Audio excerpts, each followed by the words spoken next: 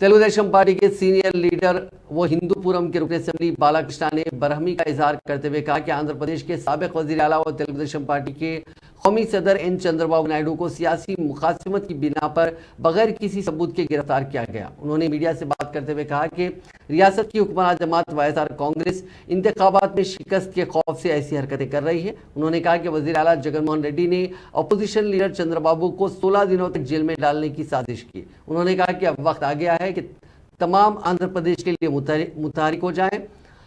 उन्होंने कहा कि मुकदमा से डरने की कोई जरूरत नहीं है। వచ్చింది నేను ఎమ్మెల్యే హిందూపూర్ కాబట్టి వాళ్ళ పిఓ సార్ ఫోన్ చేసి ఏమంటే ఇక్కడ ఏదో మేము ఇండస్ట్రీ పార్క్ ఏదో పెట్టాలనుకుంటున్నాం మీరు రండి అని। ఎందుకే జరగని పని ఎందుకు రావాలి నేనన్నా? ఇవాళ కూడా అభివృద్ధి మా హిందూపూర్ ఉందంటే వీళ్ళు ఒక పొయ్యి కూడా మట్టితో పుడిచిన బాబులు పోయారా?